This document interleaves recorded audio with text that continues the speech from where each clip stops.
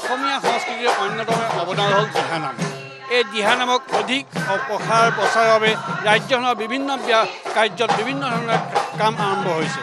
তিনিচুকীয়াৰ সিজুগুৰি যি বৰনামঘৰ, এই বৰনামঘৰটো পালন কৰিছে এই দিহানামৰ এক প্ৰতিযোগিতা। ইতিমধ্যে আমি দেখুৱাব বিচাৰিছোঁ দিহানামৰ যি প্ৰতিযোগিতা, তিনিচুকীয়া জিলাৰ প্ৰায় 25খন গাঁৱৰ পৰা বিভিন্ন দল সংগঠনে ইয়াত অংশগ্ৰহণ কৰিছে আৰু তেওঁলোকে ইয়াত সিজুগুৰি ৰেলৱে কলনী বৰনামঘৰত তেওঁলোকে যি দিহানাম প্ৰতিযোগিতা অনুষ্ঠিত কৰিছে, ইয়াত তেওঁলোকে অংশগ্ৰহণ কৰিছে।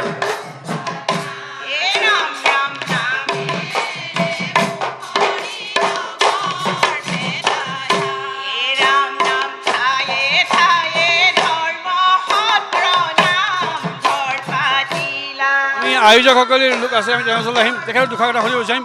কি ক'ব? হয়, আমি সিজুগুৰি ৰেল কলনী বৰনামঘৰৰ উদ্যোগত এদিনীয়াকৈ দিহানাম প্ৰতিযোগিতা অনুষ্ঠিত কৰিছোঁ।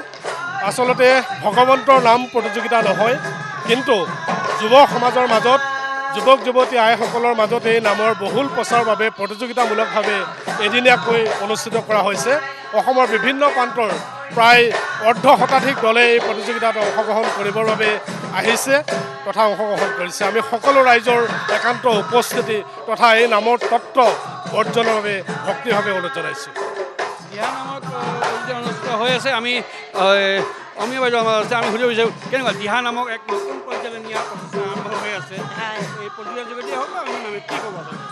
আচলতে বৰ্তমান সমাজত মহিলাসকলৰ মাজত অসমত দিহানামৰ এটা খুব জনসমাদৰ হৈছে আৰু জনপ্ৰিয়তা হৈছে। খুব সুন্দৰ পৰিৱেশ এটা হৈছে। তাকে প্ৰতিযোগিতাৰ মাধ্যমে এখন মঞ্চ, আচলতে এই মঞ্চখনৰ মাধ্যমেৰে আমি আগবঢ়াই নিব লাগিব। আৰু তিনিচুকীয়াত আজি অলপ দিনৰ পৰা ইয়াৰ মানে জনপ্ৰিয়তাটো অতি মাত্ৰা বাঢ়িছে।